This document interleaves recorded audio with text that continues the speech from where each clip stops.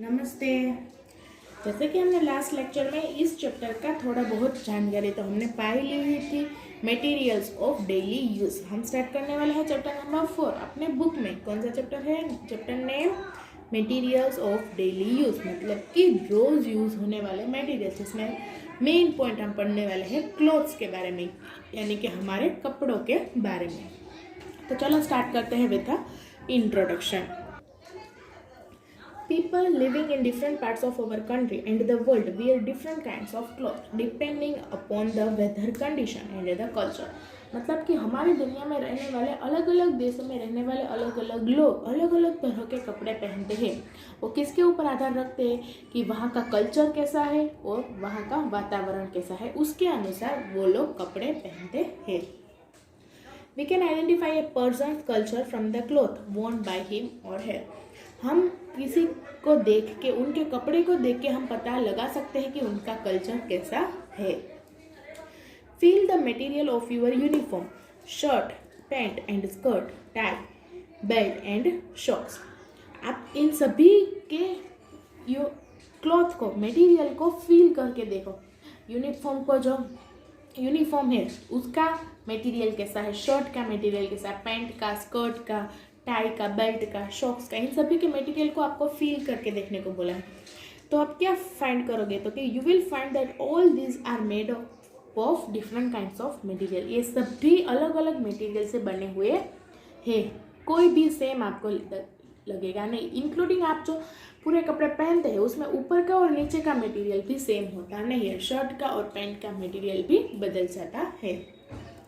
Some are soft and some are coarse. आप देख सकोगे, फील कर सकोगे कि बहुत सारे सॉफ्ट होते हैं और बहुत सारे थोड़े कोर्स होते हैं। Also your school uniform changes in different season. और अलग अलग सीजन में, सीजन के अनुसार भी आपका यूनिफॉर्म चेंज होता रहता है। In winter you wear sweater, woollen pant, skirt, woollen blazer and woollen socks. क्या करते हो? जब विंटर सीजन आता है तब सभी को सभी स्वेटर पहनते हैं, अथवा तो वुलन से बना हुआ ब्लेजर अथवा तो वुलन सॉक्स, ये सभी पहनते हैं। और समर हो तो कॉटन यूनिफॉर्म पहनते हैं। The above mentioned observations show that light cotton clothes are worn in summer and dark woollen clothes are worn in winter.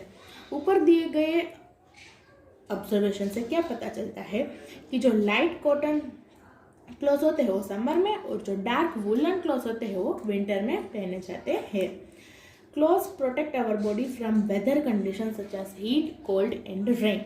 जो कपड़े हम पहनते हैं वो हमें किससे बचाते हैं? तो कि बाहर के वातावरण से बचाते हैं। जैसे कि अगर बाहर गर्मी है तो हम कॉटन क्लॉथ पहनेंगे तो उससे हम बच सकते हैं, और अगर बाहर ठंडी है तो हम वुलन क्लॉथ पहनेंगे तो हमारी बॉडी कोल्ड से बच जाएगी। तो हम क्लॉथ का मेन काम क्या है? तो कि हमारे बॉडी को प्रोटेक्ट करना। उसके बाद notice the difference in material of various cloth around your self. आपको नोटिस करने के लिए बोल रहा हूँ, आपके आजू बाजू में जो क्लॉथ है उनके मटेरियल में क्या क्या डिफरेंसेस आपको दिखाई देते हैं। तो कि you will find that the seat cover of a car और bus are made up of sturdy fabrics whereas the fabrics used in your dress are soft। आप देख सकते हो कि आपके आजू बाजू में अगर कोई बाइक है, कोई बस है, तो उनके सीट कवर अथवा तो कार है तो उनके कवर आप छू के देखोगे तो कितने कोर्स हो गए, कितने हार्ड हो गए, लेकिन जो कपड़े आपने पहने हैं वो एकदम सॉफ्ट हो गए। तो इसमें आपको समझ में आया होगा कि जो मटेरियल उस सीट कवर में और आपके बॉडी के जो क्लॉथ है उनमें यूज होने वाले मटेरियल्स दोनों डिफरेंट है। तो ये हमने देखा इंट्रोडक्शन। इसके बाद हम देखेंगे हिस्ट्री ऑफ क्लॉथिंग। तो क्लॉथिंग जो कपड़े हैं उनके इतिहास आखिर है क्या, तो देखते हैं। In ancient time people used to cover their body with a bark and big leaves of trees और एनिमल स्किन एंड फर्स। पुराने ज़माने में लोग अपने बॉडी को ढकने के लिए बहुत बड़े बड़े पत्ते का इस्तेमाल करते थे, अथवा तो एनिमल की स्किन का अथवा तो एनिमल के फुर का इस्तेमाल करते थे। People used to just wrap this around various part of body in different ways। लोग क्या करते थे पहले के ज़माने में? सिर्फ कुछ अंग, कुछ पार्ट को ढकने के लिए इन सभी का इस्तेमाल करते थे अलग अलग तरीके से। तो पहले इस तरह से, जैसे कि यहाँ पिक्चर में दिखाया गया है, बिल्कुल इस तरह से क्लॉथ्स पहने जाते थे। After people began to settle down in different communities, and with the development of agriculture, they learned to weave things and dresses into mats, beds, baskets, and other utility items. उसके बाद जैसे जैसे लोग settle होने लगे अलग अलग communities में, उनके एग्रीकल्चर में डेवलपमेंट होने लगा, तो उन्होंने ग्रेसेस के मदद से मैट, अदर यूटिलिटी आइटम्स को बनाना शुरू किया. They also used to twist vine and animal fleece और hair into long strands. This long strands were then woven into fabric. वो क्या करते थे, इन सभी वाइन्स को, प्लांट होते हैं उनको एक दूसरे के साथ ट्विस्ट करते थे. एनिमल्स का जो वूल कोट होता है उनको उनके साथ एक दूसरे को ऐसे मोड़ के लॉन्ग स्ट्रैंड्स बना लेते थे, और these long strands were then woven into fabric, और इसी को फैब्रिक में कन्वर्ट किया जाता था. In India, cotton was grown near the river Ganga during Harappan period as early as 2500 BC. India में कॉटन कहाँ पे सबसे पहले तो कि गंगा के बाजू में ग्रो होने लगा, और वो भी कब, तो कि 2500 BC में. These are evidences showing flax, a plant that gives fibers which were used in Egypt 7000 years ago. ये सभी एक सबूत है कि जो प्लांट में से फैब्रिक मिलता है जिसको इजिप्ट ने यूज़ किया था 7000 साल से पहले. In ancient Egypt cotton and flax were grown near the river Nile and were used for making cloth. पहले इजिप्ट ने कॉटन और फ्लैक्स का इस्तेमाल किस में किया था, तो कि कपड़े बनाने में किया था. At that time stitching was not known to people. They simply used to drape a big piece of cloth around them. This is how sarees worn by women oriented in India. लेकिन तब जब cotton grow हुआ तब भी लोगों को अभी stitch करने के बारे में कुछ भी पता नहीं था. वो सिर्फ उसको अपने बॉडी को राउंड अप करके उन्हें पहन लेते थे. उनको कुछ स्टिच करके कुछ अलग आइटम बनाना उन्हें तभी नहीं आता था. जैसे साड़ी होती है उसको कैसे घुमा घुमा के पूरे शरीर को ढक देते हैं, बिल्कुल उसी तरह पहले यही काम करते थे क्योंकि उन्हें स्टिचिंग करना नहीं आता था. Invention of sewing needle led to stitching of fabric into various type of dresses such as shirt, pant, suits, blouses and skirt. जैसे सीविंग नीडल लेड का खोज हुई, यानी कि सिलने की मशीन का, तो उसके बाद इस तरह के शर्ट, पैंट, सूट्स, ब्लाउज और स्कर्ट सिलने लगे और इस तरह के मॉडर्न ड्रेस आने लगे. पहले ये सब नहीं था. Even today fabric like sari, dhoti, lungi and turban are worn as unstitched cloth. यानी कि अभी इस जमाने में भी कुछ ऐसे फैब्रिक है कि जो स्टिच हुए होते नहीं होते, वो उसका यूज़ बिल्कुल ऐसे ही नॉर्मल क्लॉथ में ही किया जाता है. जैसे कि साड़ी होती है, धोती होती है, लुंगी होती है, टर्बन, ये सभी क्या होते हैं एकदम लॉन्ग मटेरियल ही होता है. उसको हम ऐसे अलग अलग वे में रैप कर लेते हैं और अलग डिज़ाइन बना लेते हैं. लेकिन उस पहले के ज़माने में तो स्टिचिंग ही नहीं आती थी, इसीलिए सभी एक प्रकार के ड्रेस को रैप कर लेते हैं. लेकिन उसके बाद धीरे धीरे सभी अलग अलग मॉडर्न इंडिया की खोज होने लगी, सीविंग मशीन भी आ गई, तो क्लॉथ में जैसे कि ड्रेस, शर्ट, पैंट ये सभी स्टिच होने लगा. तो इस तरह आज हम इस जगह तक पहुंच गए हैं. अब हम देखेंगे different types of fabrics. Fabric के अलग अलग टाइप के बारे में अब हम देखेंगे. Nowadays a large variety of fabric is available. यानी कि आज के ज़माने में बहुत सारे फैब्रिक की वैरायटी अवेलेबल है. Some are of plant origin, some are of animal origin and some are man made. जिसमें से कुछ प्लांट में से मिली हुई है, कुछ एनिमल्स में से मिली हुई है और कुछ इंसान ने खुद बनाई है. Based on the origin the fabrics can be classified as natural fibre fabric and synthetic fibre. यानी कि किस तरह से फैब्रिक मिली है उसके अनुसार इसको 2 टाइप्स में क्लासीफाई किया गया है. एक तो नेचुरल फैब्रिक और दूसरी सिंथेटिक फाइबर. नेचुरल फैब्रिक्स में क्या है, तो कि नेचर से मिलने वाली यानी कि अपने आप मिलने वाली जो फैब्रिक है वो नेचुरल में आएगी, और सिंथेटिक में यानी कि जो इंसान ने खुद बनाई है फैक्ट्रीज में मशीनरी की मदद से, वो आएगी सिंथेटिक फैब्रिक्स में. तो सबसे पहले हम देखेंगे नेचुरल फैब्रिक्स. तो fabrics made of fibre obtained from natural source are termed as natural fabrics. जैसे कि मैंने बोला कि जो नेचुरल सोर्सेस में से मिलने वाले फाइबर्स को कहते हैं natural fabrics. They are further divided into two categories, animal fabrics and plant fabrics. जो नेचर में से मिलने वाली है उसको नेचुरल फैब्रिक्स तो बोला, लेकिन उसमें भी दो टाइप है, प्लांट में से मिलने वाली और एनिमल में से मिलने वाली। तो पहले देखते हैं animal fabric.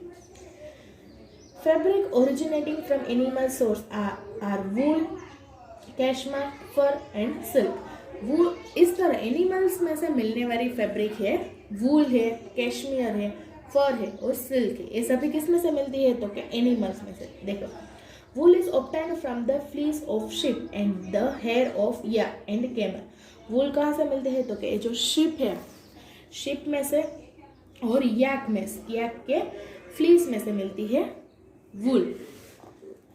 Wool is obtained from the fleece of sheep and hair of yak, camel, alpaca, guanaco and vicuna। इन सभी के हेयर में से और शिप के फ्लीस में से मिलता है हमें वूल, जो हम ठंडी में पहनते हैं ना, वुलन की बनी हुई वो फैब्रिक कहाँ से मिलती है एनिमल्स में से। तो उसके बाद है कैशमियर, एक clothing fabric is obtained from cashmere goat. Cashmere goat में से मिलती है एक फाइबर जिसका नाम है कैशमियर। कैशमियर किसमें से मिलती है, एक कैशमेरी गोट है जिसमें से मिलती है कैशमीरी। फुर, फुर मतलब क्या, जैसे कि मैंने बोला फुर का मतलब क्या होता है तो छोटे छोटे हेयर लाइक स्ट्रक्चर। तो fur of various animals such as rabbit, bear, mink and muskrat is also used as clothing. ये भी क्लोथिंग में यानी कि कपड़े बनाने में यूज होने वाला फाइबर है।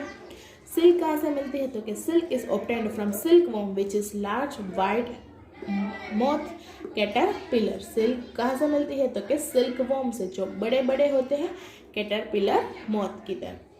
वाइट, बिल्कुल ये इसमें से मिलते हैं सिल्क। फुर में से मिलता है, फुर कहाँ से मिलता है तो कि रैबिट, बियर, मिंक एंड मुस्क्रैट में। कश्मीरी मिलती है कश्मीरी गोट में से और वूल मिलता है sheep, yak, camel, alpaca, guanaco and vicuna. इन सभी एनिमल्स में से इस तरह के फैब्रिक मिलते हैं। अब हम देखेंगे प्लांट में से मिलने वाले फाइबर्स। तो क्या देखो, fabric originating from plant are flax, Raymond, hemp, cotton and jute. Plant में से मिलने वाले ये सभी फैब्रिक है जिसमें से हमारा जाना पहचाना सा है कौन सा तो के कॉटन, जूट और फ्लेक्स। देखो, कॉटन ए, जूट ए और फ्लेक्स, ये थ्री हमारे जान यानी कि हम यूज़ करना, जिसका यूज़ ज़्यादातर करते हैं वो कॉटन, जूट, उसके बाद हम फ्लेक्स का इस्तेमाल करते हैं। तो देखो, coconut tree, bear, coconut fruit which are used in the entirety. Coconut tree में क्या होता है, कोकोनट फ्रूट होता है जिसका पूरा इस्तेमाल किया जाता है। Coconut fiber are cleaned, smoothened and made into various dolls and toys with beads and colored thread to give them a decorative appearance। उनको क्या किया जाता है, अच्छे से क्लीन करके, उनको अच्छे से स्मूथ करके अलग अलग वेरियस डॉल्स और टॉयस में उनको ढाला जाता है और कलर करके fabric thread like coloured thread decorative apparatus की तरह यूज़ किया जाता है। तो ये हमने देखा नेचुरल फाइबर, जो नेचुरली प्रोड्यूस होता है, नेचुरली हमें मिलता है, उसको कहते हैं नेचुरल फाइबर। अब हम आगे देखेंगे सिंथेटिक फाइबर। जैसे कि हमने आगे पढ़ा कि सिंथेटिक फाइबर मतलब कि इंसान ने अपने मशीन, अपने फैक्ट्रीज, केमिकल्स को यूज़ करके जो फाइबर बनाए गए हैं उसको कहते हैं synthetic fibre. Fabric manufactured in factories using chemical are called synthetic fibre. यानी कि केमिकल को यूज़ करके फैक्ट्रीज में जो भी फैब्रिक्स बनाए जाते हैं उन सभी को कहते हैं synthetic fabrics. They are also known as artificial fabric. उनको एक और नाम से जाना जाता है आर्टिफिशियल फैब्रिक। फॉर एग्जाम्पल के लिए nylon, polyester, PVC and Terylene, ये सभी हमारे जाने पहचाने सिंथेटिक फाइबर है। यहाँ पे हमें एक एक्टिविटी भी दी गई है समझने के लिए, चलो देखते हैं। एक्टिविटी में आपको क्या बोला गया है कि अलग अलग क्लॉथ आपको अवेलेबल हो, क्लॉथ शॉप को आपको जाने के लिए, विजिट करने के लिए बोला है। अपने पेरेंट्स के साथ कोई क्लॉथ शॉप हो जहाँ पे सभी प्रकार के क्लॉथ प्रोड्यूस होते हैं उस जगह पे जाना है, अलग अलग क्लॉथ के सैंपल लेने हैं, उन्हें अपने स्क्रैप बुक में चिपकाने हैं। चिपकाने के बाद उसके राइट साइड में आपको उनके यूज़ और उनके ओरिजिन के बारे में लिखना है, अपने बड़ों की मदद लेके कि अगर आपने कॉटन लिया है तो कॉटन कहाँ से उत्पन्न होता है और उनका यूज़ क्या है, वो कहाँ कहाँ काम आता है। इस तरह आप अलग अलग मटेरियल, अलग अलग फैब्रिक के बारे में जानोगे तो आपको समझ में आएगी कि ओ ये फैब्रिक तो यहाँ पे काम आता है, इसके बारे में। तो ये एक्टिविटी आपको दी गई है, आपको करनी है, अगर पॉसिबल हो तो कर सकते हो। अगर आपके आसपास में कोई ऐसी जगह है जहाँ पे आपको क्लॉथ शॉप, सभी प्रकार के क्लॉथ आपको अवेलेबल हो सकते हो तो आप ये एक्टिविटी कर सकते हो, वरना छोड़ देना। देखो, all fabrics are made of thread और यार्न वोव टुगेदर। सभी फैब्रिक किससे बनती है तो क्या थ्रेड और यार्न से। उनको क्या करते हैं, एक दूसरे के साथ वोवन कर देते हैं। छोटे छोटे थ्रेड है उनको ट्विस्ट कर देते हैं तो क्या बन जाता है तो क्या फैब्रिक्स। ईच थ्रेड और yarn is further made of still thinner strands called fibres. और ये जो थ्रेड होती है वो किससे बनती है तो क्या फाइबर से बनती है। फाइबर्स को अच्छे से मोड़ देते हैं तो क्या बनता है थ्रेड, और थ्रेड को बहुत सारे ज्वाइन करने के बाद मिलता है फैब्रिक्स। तो इस तरह सबसे छोटी सबसे पतला कौन सा होता है तो क्या फाइबर, उसके बाद थ्रेड और उसके बाद फैब्रिक्स। फैब्रिक्स बनता है थ्रेड में से और थ्रेड बनता है फाइबर्स में से। तो यहाँ पे हमने देखा फाइबर्स के बारे में, नेचुरली कौन से फाइबर मिलते हैं और सिंथेटिक मिलने वाले फाइबर्स। तो इसको समझने के लिए आपको एक एक्टिविटी के थ्रू समझाया गया है। आपको क्या करना है, देखो 4.2 एक्टिविटी में दिखाया गया है कि कोई एक क्लॉथ लेना है जिसमें से एक थ्रेड को आप ऐसे खींचोगे तो इस तरह से बाहर वो निकल के आपको मिलेगा। तो ये जो पूरा बना है उसमें से आपने निकाला, यार्न को पुल किया, खींचा, फिर उसको अगर आप स्क्रैच करोगे, एकदम स्क्रैच करोगे तो उसके अंदर से आपको छोटे छोटे बहुत सारे क्या मिलेंगे तो कि scratch the yarn with your nail. आप छोटे छोटे अपने नेल की मदद से स्केच करोगे तो आप माइक्रोस्कोप यानी कि इस तरह से देखोगे तो आपको दिखाई देगा उसमें बहुत सारे छोटे छोटे और ही फाइबर्स है, यानी कि फाइबर्स की मदद से मिलता है हमें थ्रेड और थ्रेड की मदद से मिलता है फैब्रिक। तो फैब्रिक में बहुत सारे थ्रेड होते हैं और थ्रेड में बहुत सारे फाइबर्स। तो इस तरह आप समझ सकते हो। तो ये आज का लेक्चर हमारा यहीं तक। आपको समझना है कि नेचुरल फाइबर और सिंथेटिक फाइबर में क्या क्या एग्जांपल्स दिए गए हैं और किस तरह किसे नेचुरल फाइबर कहते हैं और किसे सिंथेटिक फाइबर कहते हैं। चलो नेक्स्ट लेक्चर में हम देखेंगे कॉटन के बारे में। नमस्ते।